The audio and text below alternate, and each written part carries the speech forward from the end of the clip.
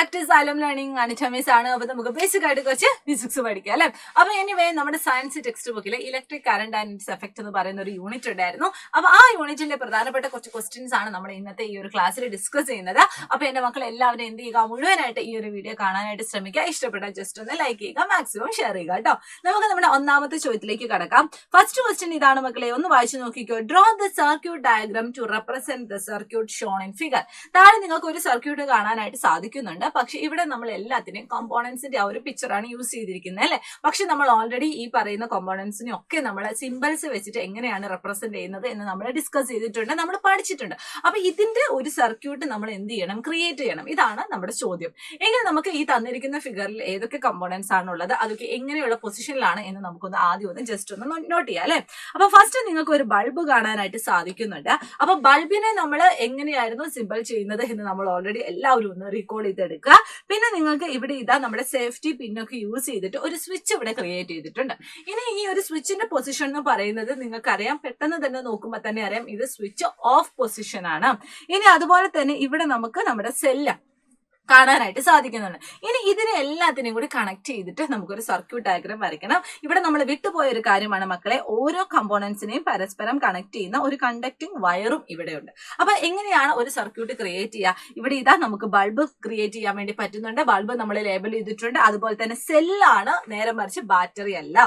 ഇനി അതുപോലെ തന്നെ സ്വിച്ച് എന്ന് പറയുന്നത് ഓഫ് കണ്ടീഷനിലുള്ളതും നമ്മൾ റെപ്രസെന്റ് ചെയ്തിട്ടുണ്ട്. ഒരു ചാലക കമ്പി നമ്മൾ എല്ലാത്തിനെയും കൂടി ജോയിൻ ചെയ്യിപ്പിച്ച് വരച്ചിട്ടുണ്ട്. അപ്പൊ നിങ്ങൾക്ക് എല്ലാവർക്കും പറയുന്നത് പോലെ തന്നെ നമ്മൾ സിമ്പിൾ ആയിട്ട് ഒരു ഇലക്ട്രിക് സർക്യൂട്ട് നമ്മൾ ഡ്രോ ചെയ്തു. ഇനി അടുത്ത ചോദ്യം എന്ന് പറയുന്നത് എന്താണ് മക്കളെ, mark T if the statement is true and F if the statement is false. First എന്ന് പറഞ്ഞാൽ to make a battery of 2 cells the negative terminal of one cell is connected to negative terminal of other cell. ശരിയാണോ തെറ്റാണോ? അതായത് നമുക്കറിയാം സെല്ലുകളുടെ എണ്ണം കൂടുമ്പോൾ, അതായത് മോർ ദാൻ 1 സെല്ല് കണക്ട് ചെയ്യുമ്പോഴാണ് നമ്മൾ അതൊരു ബാറ്ററി ആയിട്ട് പറയുന്നത്. ഇനി ബാറ്ററി എങ്ങനെയാണ് കണക്ട് ചെയ്യേണ്ടത്, അല്ലെങ്കിൽ സെല്ലുകൾ എങ്ങനെ കണക്ട് ചെയ്താലാണ് ബാറ്ററി കിട്ടുന്നത്? ഒരു സെല്ലിന്റെ നെഗറ്റീവും അടുത്ത സെല്ലിന്റെ പോസിറ്റീവും ആയിട്ട് വേണം നമ്മൾ കണക്ട് ചെയ്യാൻ. അങ്ങനെയാണെങ്കിൽ ഈ തന്നിരിക്കുന്ന സ്റ്റേറ്റ്മെന്റ് എന്താണ് മക്കളെ, തെറ്റാണ് അല്ലെ. കാരണം ഇവിടെ പറഞ്ഞിരിക്കുന്നത് negative terminal of one cell is connected to negative terminal of other cell. ഇനി അടുത്തത് എന്തായിരുന്നു, when the electric current through the fuse exceed the certain limit the fuse wire melt and break.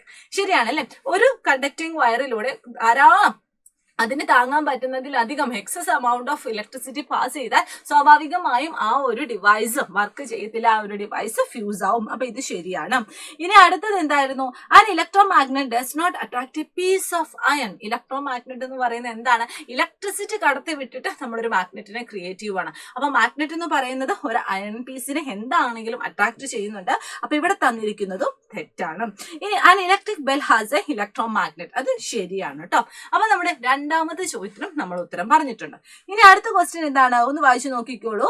Figure shows 4 cells fixed on a board. Draw lines to indicate how you will connect the terminal with wire to make a battery of 4 cells. Okay, അതായത് ഇവിടെ നിങ്ങൾക്ക് 4 cell തന്നിട്ടുണ്ട്. ഈ 4 cell ഉപയോഗിച്ച് നമുക്കൊരു battery create ചെയ്യണം. അപ്പൊ battery create ചെയ്യുമ്പോൾ നമുക്ക് ശ്രദ്ധിക്കേണ്ട കാര്യം, ഒന്നിന്റെ അതായത് ഒരു സെല്ലിന്റെ പോസിറ്റീവും അടുത്ത സെല്ലിന്റെ നെഗറ്റീവും ആയിട്ടാണ് കണക്ട് ചെയ്യേണ്ടത്. അപ്പൊ ഇവിടെ നിന്ന് തുടങ്ങിയാൽ ഇതിന്റെ പോസിറ്റീവ്, ഈ ഒരു സെല്ലിന്റെ പോസിറ്റീവ് എന്ന് പറയുന്നത് അടുത്ത സെല്ലിന്റെ നെഗറ്റീവുമായിട്ട് നമ്മൾ കണക്ട് ചെയ്തു. ഇനി ആ സെല്ലിന്റെ പോസിറ്റീവ് എന്ന് പറയുന്നത് അടുത്ത സെല്ലിന്റെ നെഗറ്റീവുമായിട്ട് കണക്ട് ചെയ്തു. ഇനി ആ സെല്ലിന്റെ പോസിറ്റീവ് എന്ന് പറയുന്നത് അടുത്ത സെല്ലിന്റെ നെഗറ്റീവുമായിട്ട് കണക്ട് ചെയ്തു. ഓക്കെ, ഇങ്ങനെ കണക്ട് ചെയ്താൽ നമുക്ക് എന്ത് കിട്ടും മക്കളെ, ഒരു ബാറ്ററി നമുക്ക് ക്രിയേറ്റ് ചെയ്യാനായിട്ട് സാധിക്കുന്നുണ്ട്. ഇനി last question, the bulb in a circuit shown in figure does not glow. Can you identify the problem and make necessary change in the circuit to make a bulb glow.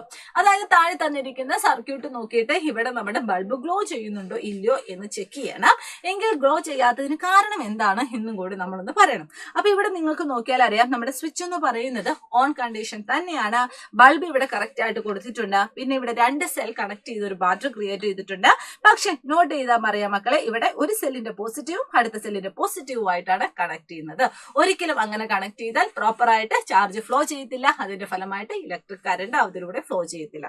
അപ്പൊ എങ്ങനെ ഇത് connect ചെയ്യണം, ഒരു സെല്ലിന്റെ പോസിറ്റീവും ഒരു സെല്ലിന്റെ നെഗറ്റീവും ആയിട്ടാണ് നമ്മൾ കണക്ട് ചെയ്യുന്നത്. അതായത് ഇവിടെ പോസിറ്റീവ് ആണെങ്കിൽ സ്വാഭാവികമായും ഇവിടെ നെഗറ്റീവ് വേണം വരാനായിട്ട്. ഓക്കെ അല്ലേടാ? അപ്പൊ കുറച്ച് ക്വസ്റ്റ്യൻസ് ഒക്കെയാണ് നമ്മൾ ഡിസ്കസ് ചെയ്തത്. അപ്പൊ എല്ലാവരും എന്ത് ചെയ്യുക, ഈ ചോദ്യങ്ങളൊക്കെ അറിഞ്ഞു വെക്കുക, ഈ ചോദ്യങ്ങളൊക്കെ പഠിച്ചു വെക്കുക, റെക്കോർഡ് ചെയ്ത് വെക്കുക. എക്സാമിന് നല്ല മാർക്ക് കിട്ടട്ടെ എന്ന് ആശംസിക്കുന്നു. അപ്പോൾ all the very best and thank you so much. By.